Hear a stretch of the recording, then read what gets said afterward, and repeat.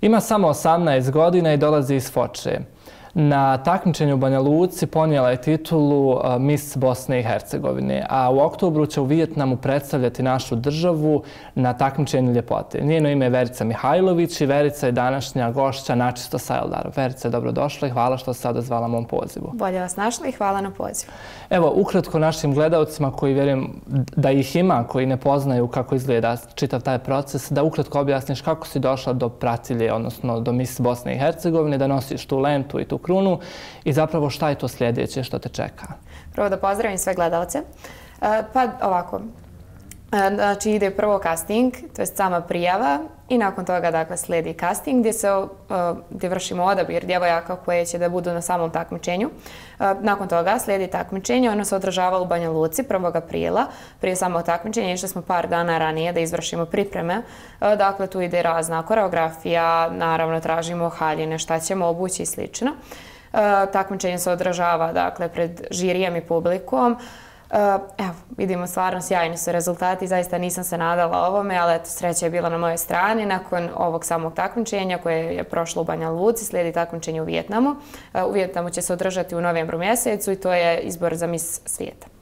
I evo, kako izgleda zapravo kada si došla na takmičenje u Banja Luku, šta je sve ono što vi, mislim, djevojke koje su bile tu pored tebe zajedno sa tobom, šta treba da uradite zapravo da bi, da ponudite, da pokažete ili na koji način treba da očarate taj žiri da bi dobile tu krunu, odnosno da bi proglašene čime ste proglašene? Pa prije svega, dakle, pored samog fizičkog izgleda koje je neminovno da mora svaka djevojka da ima koja se takmiči na takmičenjima ove vrste, potrebno je dakle i samo ponašanje, kultura, ne znam, poznavanje različitih jezika, također obrazovanje je jako, jako bitno.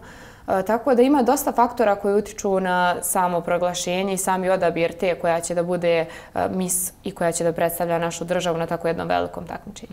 Mi smo u filmovima mogli da gledamo da sve te djevojke neki talenat pokazuju. Je li to slučaj zaista i u stvarnosti da se treba neki talenat pokazati, neko pjeva, neko glumi ili je to samo filmska čarolija? Pa što se tiče takmičenja u Bosni, to nije potrebno i nije neophodno, ali na svjetskom takmičenju definitivno i svaka djevojka će mora da pokaže neki svoj talenat. Još uvijek ne znam šta ću da pokažem, onako ima dosta, ali neki ću da odaberem od njih. Evo, tu ćemo se malo zaustaviti, vratit ćemo se prije svega toga i prije same lente i krune. U neformalnom razgovoru, dragi gledalci, ona mi je istakla da još uvijek je zapravo srednjoškolac i da završava medicinsku školu. Odakle medicina, pa modeling, pretpostavljam, s obzirom da kakva je spona između te dvije oblasti. Jo, pa nema nekih prevelikih sličnosti zaista. Ali eto, nekako sam uspjela da uklopim te dvije grane.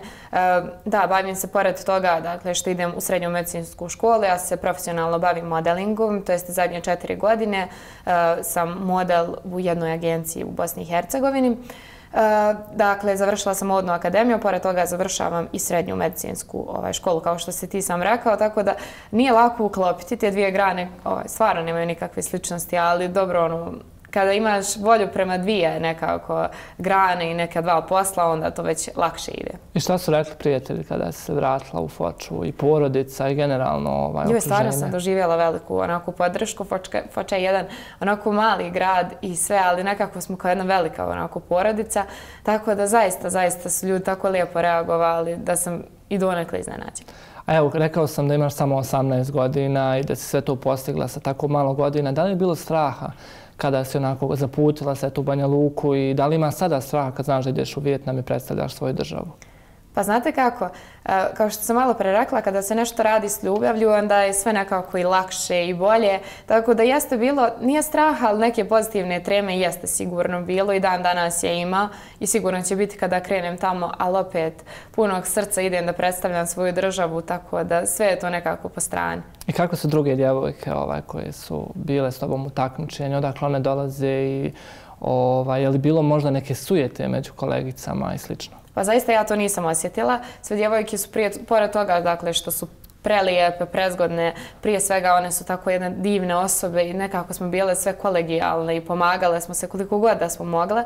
Tako da stvarno ja nisam osjetila ni trunku sujete između bilo koje djevojke. Djevojke su dolazile prvenstveno iz cijele Bosne i Hercegovine, pored toga birala se Miss Hrvatske i Miss Srbije.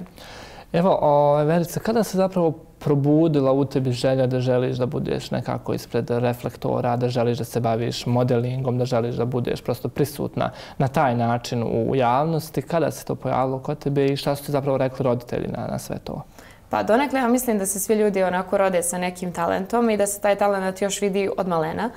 Stvarno kažu da se taj talent kod mene vidio još od kad sam mala bila i da sam zaista mnogo voljela tako da idem i po pisti i ne znam, ispred kamera i uvijek sam ja bila ta koja je trčala kada vidi kameru, ja sam bila ta koja je trčala prva da uzme ili za mikrofon ili da se snimi ili bilo šta.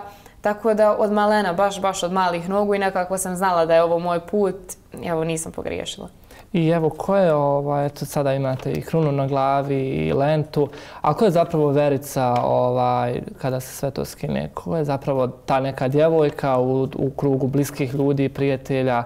Eto, ukratko našim gledalcima objasni da i u tom poslu nije sve samo kruna, lenta i da ima ipak nešto iza svega toga. Pa zaista nije ovako kao što to izgleda pred kamerama. Ja sam sasvim jedna obična djevojka kada stanem među svoje društvo ili generalno među svoj grad. Ja sam ona ista Verica koja je bila i prije i krune i lente i svega. Tako da stvarno ja se trudim i sa lentom i sa krunom da se ponašam sasvim obično kao da se ništa nije desilo.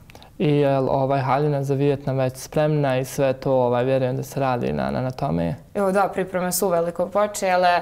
Onako, svi nekim žurnim tempom to radimo i tim cijeli koji je sa mnom tu na pripremama. Da, spremaju se haljine, šije se svakodnevno svi probe haljina i probe generalno pripreme za Vijetnam, treninzi, dosta psihičke pripreme i fizičke, tako da uveliko smo se počeli spremati. Eto, istakla si da postoje neka vrsta treninga, psihičke pripreme, ali zapravo kako izgleda taj cjelokupan proces kada, evo sada ti ideš u Vijetnam, kada treba da se pripremiš, šta je zapravo sve ono što ti sa svojim timom radiš da bi zaista onako predstavila svoju državu na najbolji mogući način ili generalno šta manekenke treba da urade da se pripreme da bi predstavljala svoju državu?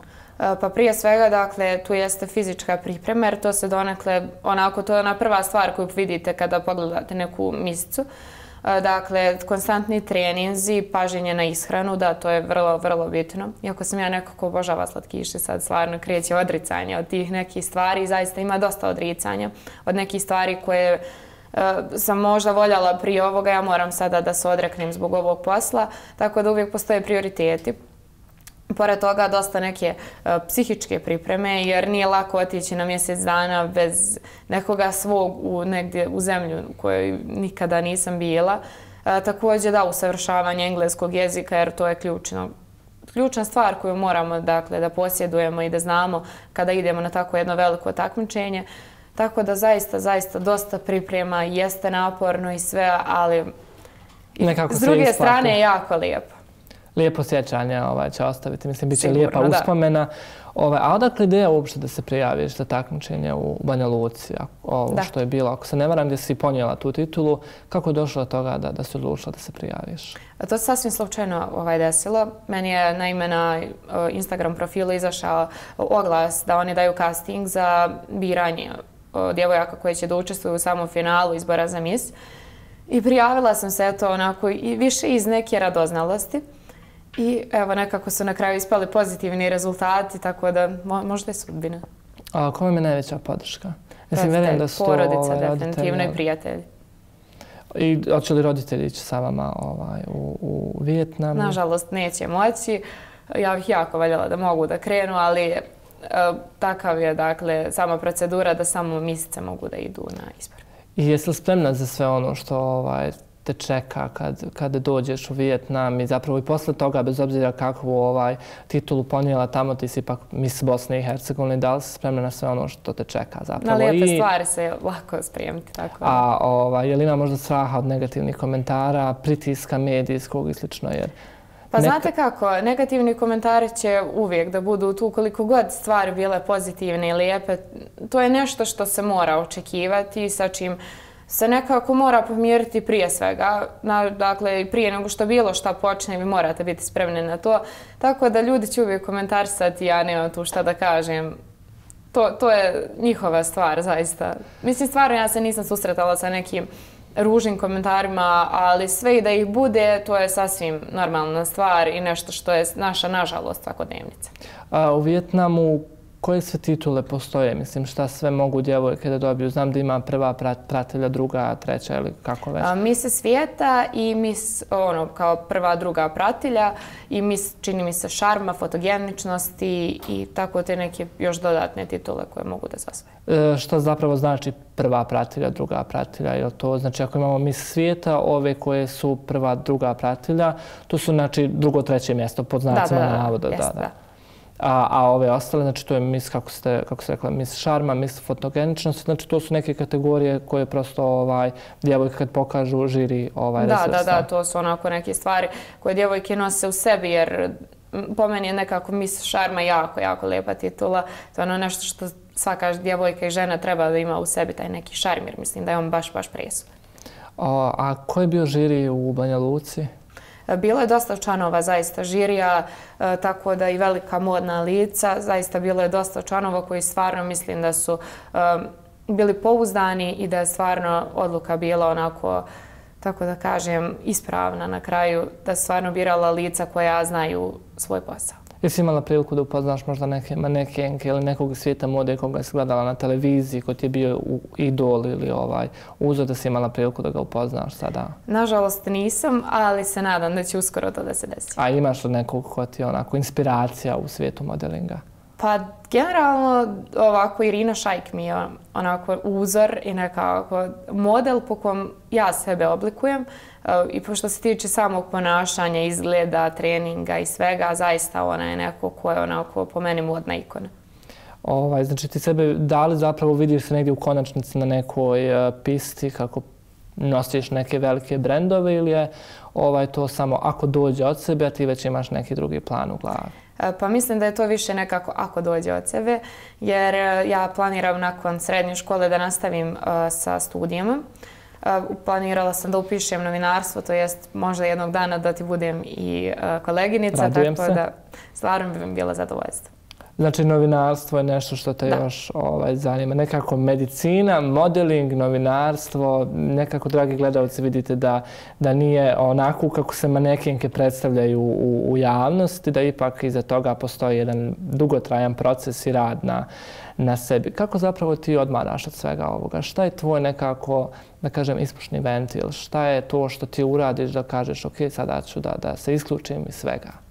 Definitivno provedeno vrijeme s porodicom, onako kada odemo negdje daleko od grada, bez telefona i bez ičega i onako provedemo vrijeme zajedno ili sa prijateljima. To je onako neki moj izduvni ventil gdje jednostavno odmorim mozak od svega. Zaista, koliko god ovo da je lijepo i sve, stvarno je lijepo, onako prilično je naporno, ali opet s druge strane taj napor je ništa i ne može se porediti sa zadovoljstvom koje mi nekako pruža ovaj posao.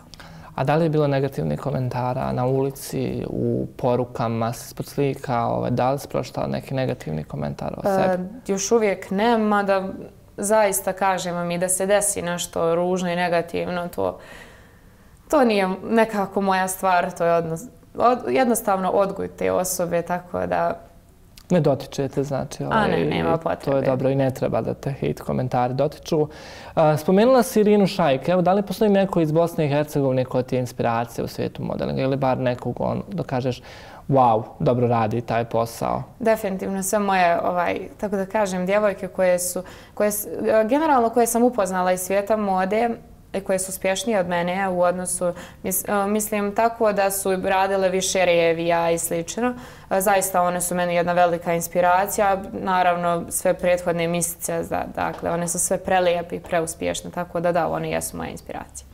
A evo, nedavno je bilo i takmičenje, mislim nedavno, u proteklih nekoliko godina je bilo i u Japanu, kolegica iz svijeta modelinga tvoja je predstavljala Bosnu i Hercegovinu. Da li se i kod prijašnjih misica koji su predstavljale Bosnu i Hercegovinu iz bilo koji oblasti javio, pružio podršku, rekao neke lijepe riječi ili ipak nije bilo takvih situacija? Jeste i dosta tih djevojaka misica sam ja upoznala. kroz moj sami posao i kroz rad koji sam, dakle, ja kažem 4 godine unazad se bavim samim modelingom, tako da radile smo zajedno i revije i slično, tako da imam dosta poznanstava u svijetu mode što se tiče same Bosne i Hercegovine, tako da da. A čiji brend bi voljela da poneseš na modnoj revi? Mislim, koji brend stvari? Imali smo najavu da ću ja da učestvujem na Versace Fashion Showu, tako da, definitivno. Znači, nosit ćeš Donatelline, I hoće li ostati nešto tebi, pošto obično manekenke uzmu određeni revijski komad? Pa voljela bih, zaista. Znači, upoznaćeš i Donatellu? Evo ja te ovom prilikom pozivam da ako upoznaš Donatellu da snimiš jedan kratki video s njom i da mi to pošalješ kao da uradimo intervju sada. Eto, nek to bude tvoje neko prvo novinarsko iskustvo. Zaduženje. Zaduženje, jeste. A taj Versace show će biti tamo u Vijetnamu ili... Još uvijek se ne zna, još uvijek nije određeno, ali da, ove godine će održavati, tako da kada budem imala više informacija, ja ću definitivno da vam javim. Pratit ćemo. A evo, da li si imala priliku da upoznaš neke dizajnere koji su, mislim, pričam sada o našem podneblju ovdje Balkan, neke dizajnere sa kojima si ostvarila suradnju ili sa kojima ostvaruješ suradnju? Tek u planu imamo da ostvarimo neke saradnje, tako da ne bih još uvijek da otkrivam sve, ali da, definitivno bit će i revija i sličnih stvari koje ćemo da radimo sa velikim našim dizajnerima iz Bosne i Hercegovine. Obično postoji mišljenje da manekinke koji se zaista bave profesionalno manekenstvom nekako ne pristaju da rade neke manje poslove u smislu da se pojavljuju u nekim spotovima i pjesmama ili nešto slično. Kako je tvoje mišljenje o tome? Da li manekinke treba zaista da poštuju sebe u smislu da samo nose revijske komade, da su na revijima, da se ne pojavljuju na spotovima i da li je to nekako bahato ponašanje? Pa znate kako, zaista zavisi šta se nudi u tim samim spotovima i slično, jer imate zaista spotove koji su kulturni, koji su definitivno prihvatljivi, a s druge strane imate, ne znam, spotove koji zaista nisu prihvatljivi za bilo koga, a ne za neku djevojku koja iza sebe ima karijeru, tako da sve zavisi od toga šta se nudi i šta se traži. Ja zaista nemam ništa protiv toga da i ja jednog dana učestvujem na nekom spotu i da me vidite u nekom spotu, ali sve u granicama normale. A evo kažeš 4 godine ste se bavili, mislim bavite se modelingom i sada ta titula. Šta je neko neružne sjećanje koje se veže za taj period? Neka ružna situacija ili... Zaista ja nisam imala nekih negativnih situacija. Generalno svi u svijetu mode, bar ovi ljudi sa kojima sam ja sarađivala, su tako nekako kolegijalni i regularni maksimalno, tako da ja do sada zaista nisam imala ni jednu negativnu situaciju. Evo ja ću pitati ono što bar smo mi u filmovima gledali da se manekinke pitaju šta biste vi promijenili u svijetu? Definitivno bih ukinula ratove. To je jedna jako nepotrebna stvar, a sav novac koji se ulaže u, ne znam, različite vrste oružja i slično bih uložila u neke bolje stvari. Prije svega nahranila bih sve gladne ljude. Nakon toga pomogla bih svim starim i nemoćnim ljudima i naravno, dakle, ja da se pitam, mnogo bi bolje sve nekako bilo, manje gladnih i slično, a i pored toga, naravno, bolesnu djecu, da sam ikako u mogućnosti, generalno ljude bi sve izliječila. A evo, 18 godina, mladi ste, spadate u kategoriju mladi ljudi. Da li mladi ljudi u Bosni i Hercegovini uopšte mogu da uspiju u modelingu, u kulturi, s obzirom da su to oblasti u koje se toliko ne ulaže novčano? Evo, neka tvoja perspektiva o tome? Nažalost, mislim da je ovaj posao nekako potčinjen prije svega i da se ne ulaži i ne gleda na ovaj posao kako bi trebalo, ali pored toga, nažalost, i u ljudima koji imaju neke druge kvalitete, intelektualne ili, ne znam, sportske ili slično, ni u njih se ne ulaže toliko novca koliko je zapravo potrebno, jer imate toliko dobrih sportista koji su nekako sklonjeni sa strane, pored toga ljudi koji su u, ne znam, matematici, u različitim vrstama jezika, jako dobri, ali naravno u modelingu mislim da bi trebalo da se poradi na razvoju mladih ljudi i na nekako pomoći pri učestvovanju u različitim vrstama takmičenja i sl. Evo ja te pozivam da budeš ambasador mladi ljudi, da se stvarno boriš kroz svoj medijski plasman za mlade ljude, da i oni vjeruju u svoje snove i da ih ostvaruju. A kakav ishod, evo, kratko za kraj očekuješ zapravo u Vijetnamu? Šta očekuješ? Da li imaš neka očekivanja ili prosto ideš pa nek se desi onako kako treba da se desi? Pa da se osvrnem malo na malo pre što si rekao, zaista ja ću se trudim da učestvujem i da pomažem koliko god budem u mogućnosti mladim ljudima i nekako na neki način da utičem na njih, da zaista ono što žele da sve mogu da ostvare, samo ako se dovoljno trude. Jer ja sam bila ta koju su, na primjer, govorili kako neću uspjeti, kako ne treba ovo da radim, ali kada imate nekako ljubav i neki zacrtan cilj, onda možete, tako da stvarno ja pozivam sve mlade ljude da ukoliko imaju neki talenat i nešto da grade i da rade na sebi, ma koliko god neko bio protiv njih ili slično, trud se definitivno na kraju isplati. A što se tiče Vijetnama, zaista nemam neka prevelika očekivanja, nisam imala ni na ovom takmičenju, ali eto nekako desilo se. Tako da i sve i da ništa ne donesem i da ništa ne bude, ovo jedno prelijepo iskustvo koje definitivno će me pratiti i koje ću pamtiti do kraja života. Dragi gledalci, današnja gošća Načice Seldar je bila Verica Mihajlović iz Foče, ima 18 godina i predstavljat će Bosnu i Hercegovinu na svjetskom takmičenju u Vijetnamu iz ljepote, jel tako? Ona je Miss Bosne i Hercegovine i bila je naša gošća i hvala zaista Verice što ste odvojila vrijeme i što si došla u Sarajevo. Hvala vam puno na pozivu, zaista bila mi je čast.